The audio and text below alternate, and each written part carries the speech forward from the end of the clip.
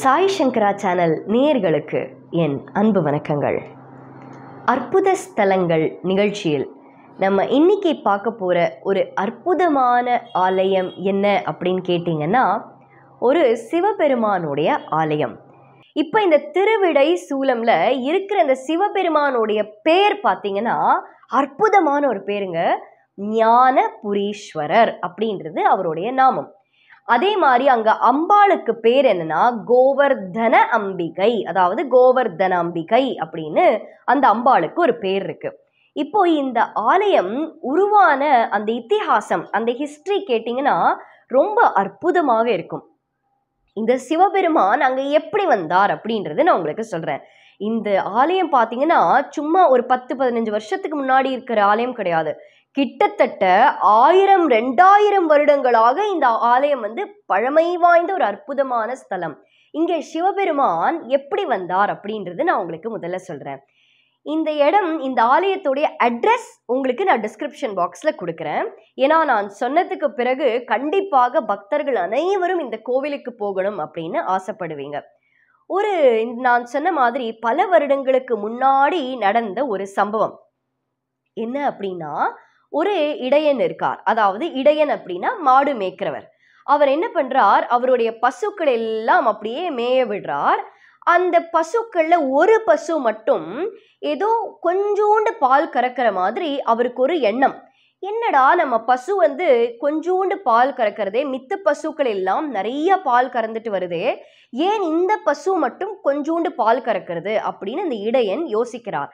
யோசித்து விட்டு அந்த இடையன் என்ன பண்றார், அடுத்த நாள் அந்த பசு எல்லாம் போய் மேய்க்க போகும் இல்லையா, இவர் என்ன பண்றார், எந்த பசு கம்மியா பால் சுரக்கிறதோ அந்த பசுவுக்கு பின்னாடியே போறார். ஏன் இந்த பசு ஒழுங்கா மேய மாட்டேங்கிறதோ, போய் உட்காந்துக்கிறதோ, என்ன காரணம் இருக்கும்னு தெரியலையே அப்படின்னு இவர் என்ன பண்றார், இந்த இடையன் அந்த பசுவுக்கு பின்னாடியே போறார். அந்த இடத்துல ஒரு ஃபுல்லா டென்ஸா இருக்கு. அதாவது மரம் செடி கொடி ஃபுல்லா அந்த இடத்துல நிரம்பி இருக்கு. அந்த இருட்டா இருக்கிற ஒரு இடத்துக்குள்ள இந்த பசு போறதாம். பசு போனோன்னு இவர் யோசிக்கிறார், ஏன் இந்த இடத்துக்குள்ள இந்த பசு போறது அப்படின்னு யோசிச்சுட்டே இருக்கும் பொழுது அந்த பசு போய் அந்த செடி கொடி இருந்தது இல்லையா, அதுக்கு நடுவுல போய் அந்த பசு நிக்குதாம். நின்று அந்த பசு முழுக்க அந்த இடத்துல அப்படியே பால் சுரக்குது. தானா அந்த இடத்துல அந்த பசு பால் சுரந்துட்டே இருக்கு. எப்படி பசு தானா பால் சுரக்கிறது, அதுவும் ஏன் அந்த இடத்துல, புரியலையே அப்படின்னு அந்த இடையன் விட்டுட்டார். மறுபடியும் அந்த இடையன் வீட்டுக்கு வந்த உடனே பார்க்கிறார், அந்த பசு மிச்சம் இருக்கிற கொஞ்சோண்டு பால் சுரந்துட்டு சரி அப்படின்னு விடுறார். மறுபடியும் அடுத்த நாள் அந்த இடையன் போறார், அதே பசு பின்னாடி போறார். அந்த பசு அதே இடத்துல போய் மறுபடியும் அந்த இடத்துல பால் முழுக்க சுரக்கிறது. மீண்டும் வீட்டுக்கு வந்ததுக்கு பிறகு அந்த பசு இருக்கிற கொஞ்சோண்டு பாலை சுரக்கிறது. இதை பார்த்த இடையன் என்ன பண்றார், ஏன் பசு அந்த இடத்துக்கு மட்டும் போய் பால் சுரக்கிறது, ஆனால் அவருக்கு ஒரு விடை கிடைக்கல. காரணம் என்ன, அவரு போய் அந்த இடத்துல எதுவும் தேட முடியாது. ஏன்னா அது ஒரு அடர்ந்த காடு மாதிரி இருக்கு அந்த இடம். அப்போ இவர் என்ன பண்றார், அங்க இருக்கிற அந்த மக்கள் எல்லாருக்கிட்டையும், கிராம மக்கள் எல்லாருக்கிட்டையும் போய் சொல்றார், நீங்க எல்லாரும் பாருங்க, என்னுடைய பசு அந்த இடத்துல மட்டும் போய் பால் சுரந்துட்டு வருது, எனக்கு காரணம் என்னன்னு தெரியல அப்படின்னு சொன்னோன்னே இந்த கிராம மக்கள் எல்லாரும் சேர்ந்து அந்த இடத்துல போய் அந்த செடி கொடி எல்லாத்தையும் வெட்டி அந்த இடத்த தோன்றாங்க. பக்தர்களே, அந்த இடத்துல வந்தது அற்புதமான ஒரு சிவலிங்கம். இன்னைக்கும் இந்த திருவிடை சூலம் அப்படின்ற இடத்துல சிவபெருமான் ஸ்வயம்புவாக தோன்றியதுதான், இன்னைக்கும் அப்படிதான் காட்சி தருகிறார். அதுவும் எப்படி, மரகத லிங்கம். அந்த சிவலிங்கத்துக்கு, அந்த சிவபெருமானுக்கு தீபாராதனை காமிப்பாங்க பாருங்க, அந்த மரகத லிங்கம் அப்படியே ஜொலிக்கும். அவ்வளவு அழகா இருக்கும் பார்க்கறதுக்கு. கண்கோடி வேண்டும்னு சொல்லுவாங்களே, அந்த மாதிரி அந்த சிவபெருமானை பார்க்கறதுக்கு கோடி கண்கள் வேண்டும். அந்த இடத்துல அந்த பசு போய் பால் சுரந்தது இல்லையா, ஞானப்பாலால் அந்த சிவலிங்கத்துக்கு அபிஷேகம் பண்ணதுனால அந்த சிவபெருமானுக்கு ஞானபுரீஸ்வரர் அப்படின்ற நாமமே சூட்டியிருக்காங்க. அது மட்டும் இல்லாம அம்பிகைக்கு ஏன் கோவர்தனாம்பிகை, கோரூபத்துல பசு ரூபத்துல போய் அந்த அம்பிகை அந்த இடத்துல பால் சுரந்ததுனால கோவர்தன அம்பிகை அப்படின்றதுக்கு அந்த அம்பிகைக்கு கோவர்தன அம்பிகை அப்படின்னு ஒரு பேரு சூட்டியிருக்காங்க. இப்போ இந்த இடத்துல சிவபெருமான் எப்படி வந்தார் ஸ்வயம்பு மூர்த்தியாக அப்படின்றது நான் உங்களுக்கு சொன்னேன். இந்த ஆலயத்துக்கு பல பல அற்புதங்கள் இருக்கு. இந்த சிவபெருமான் பேரு ஞானபுரீஸ்வரர் அப்படின்னு சொன்னேன் இல்லையா? நம்மளுடைய குழந்தைகள் இப்போ கல்வி ஒரு ஸ்கூலுக்கு போறாங்க, ஒரு காலேஜுக்கு போறாங்க, ஒரு எக்ஸாம்க்கு ப்ரிப்பேர் பண்றாங்க. அந்த மாதிரி இருந்தா குழந்தைகளுக்கு நல்ல ஞானம் இருக்கணும். அது ஒரு கலையாக இருந்தாலும் சரி, என்ன அவங்க எந்த துறையில இருந்தாலும் சரி, ஒரு ஞானம் அப்படின்றது கண்டிப்பாக இருக்கணும்.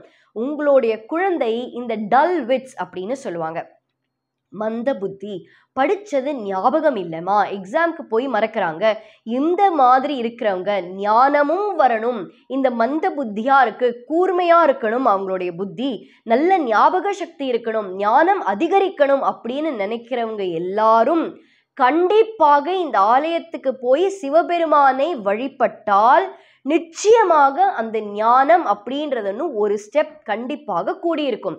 அது மட்டும் இல்லாமல் இந்த குழந்தைகளுக்கு, இந்த மந்த புத்தி இருக்கிற குழந்தைகளுக்கு அபரிவிதமான ஞாபக சக்தி நிச்சயமாக ஏற்படும். இது முக்கியமான விஷயம் இந்த ஸ்தலத்தை பற்றி.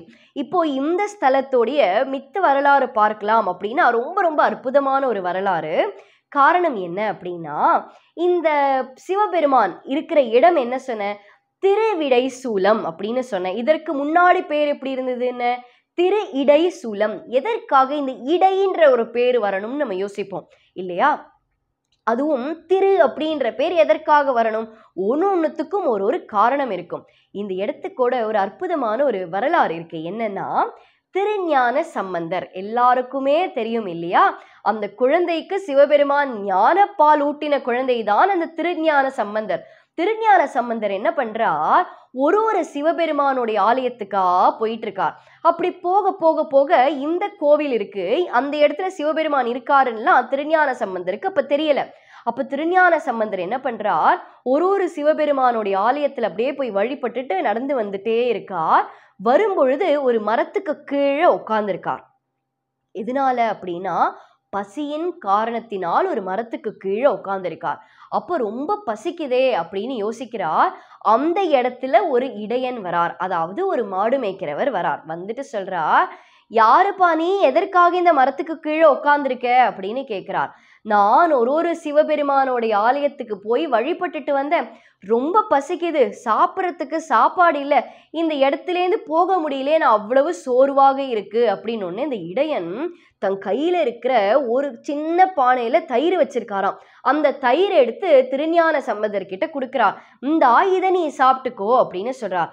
அந்த தயிர் முழுக்க முழுக்க திருஞான சம்பந்தர் சாப்பிட்டுட்டு அந்த அமிர்தத்தில் அவ்வளவு சந்தோஷமா இருக்கார். சந்தோஷமா இருக்கிற சமயத்துல அந்த இடையன் கேட்டாராம், நீ யாருப்பா, எனக்கு நீ யாருன்னே தெரியலையே அப்படிங்கிறார். நானா, என்னோட பேர் இது, நான் இந்த மாதிரி சிவனாலயத்துக்குலாம் போயிட்டு வந்துட்டு இருக்கேன், எல்லா கதையும் சொல்றார். அப்படியா, இங்கேயும் பக்கத்துல ஒரு சிவனாலயம் இருக்கே, நீ அங்க வந்தும் உன்னுடைய பாடல்களை பாட அப்படின்னு சொல்றார். அப்படியா, பக்கத்துல சிவன் கோவில் இருக்கா அப்படின்னு கேட்டு அந்த இடையன் கூடயே நடக்கிறார் திருஞான சம்பந்தர். அந்த இடத்தில் ஒரு அற்புதமான மெய் சிலிர்க்க வைக்கும் ஒரு சம்பவம் நடந்தது. அந்த சம்பவம் என்ன அப்படின்னு தொடர்ந்து இந்த கோவிலோட வரலாறை நம்ம அடுத்த எபிசோட்ல பார்ப்போம். நன்றி, வணக்கம்.